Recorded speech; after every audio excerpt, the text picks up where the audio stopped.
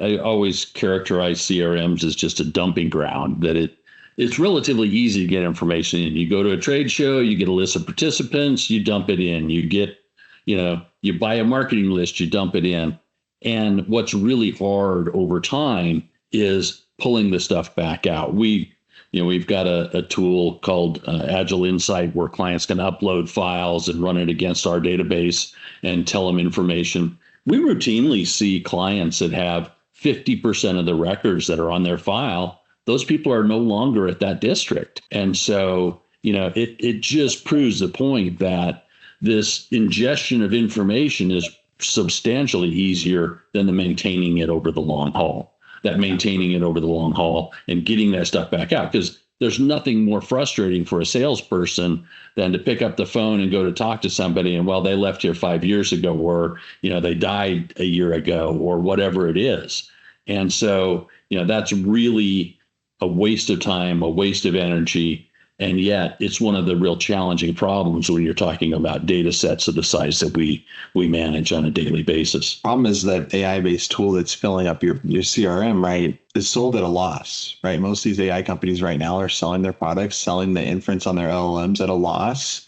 And, once this bubble pops for this market, you really have an unknown future cost, and coupled with that, an unknown accuracy. Earn market share through giving it away at a loss, and then once you did establish dominance, then you turn on the click meter and start charging for every query and start charging for things.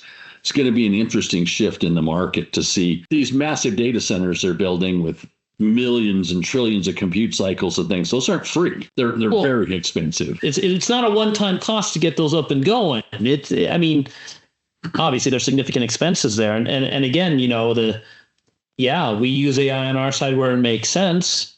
And with a lot of the presented data we have, we get to share that cost with our clients. It's spread across a lot of different people to make sure we can ensure that they're getting the actionable data that makes the impact when they're reaching out to personnel in a district or specific districts or schools. It just helps out. The other thing we have with the large number of clients that we have in this space is we get a lot of reported data as well. And so, one of the things, we've got clients that are reaching out all the time, and we'll get notes that says, oh, our sales rep just talked to the school secretary and that principal's not there anymore. The new one is so-and-so. Well, the website's not even updated yet. The new information's not out. We got it word of mouth right from the source. Came from the school secretary.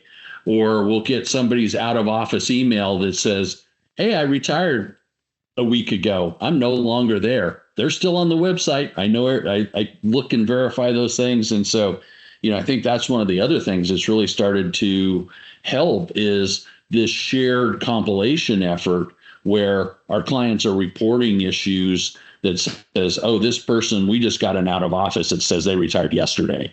And so we're getting information well before any other source has that information, which I think is super cool. To kind of go back on the scalability, it's great to kind of get those one-offs because we get to stay on top of it. And sometimes we have different sources that obviously are authoritative when they're talking to that person.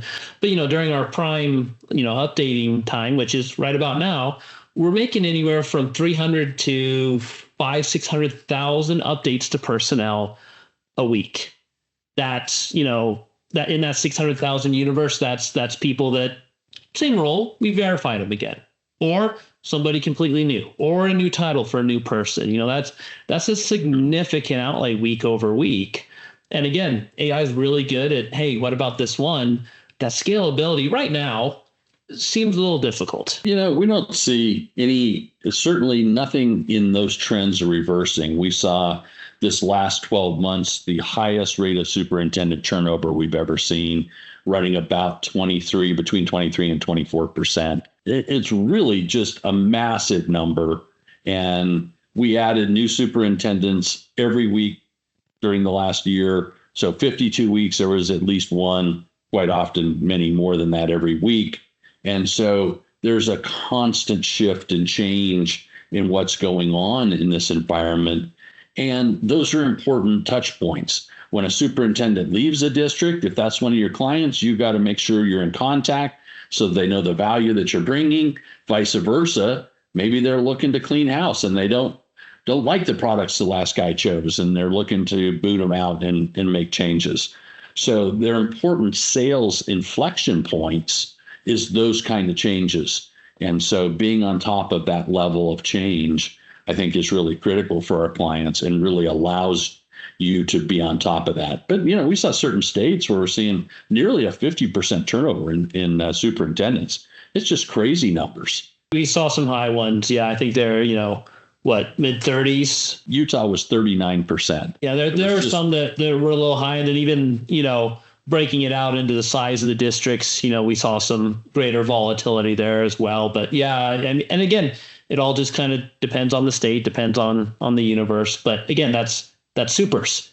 It's a relatively small universe. It's not the people in charge of the curriculum. It's not the staff at the school that has an investment plan. It's not, the universe is pretty large. And again, with the mechanisms we have in place, it's that balancing act of using AI where it makes sense, where it complements our existing logic and data governance, and, the areas that it doesn't make as much sense. And that compilation, it's not quite there yet.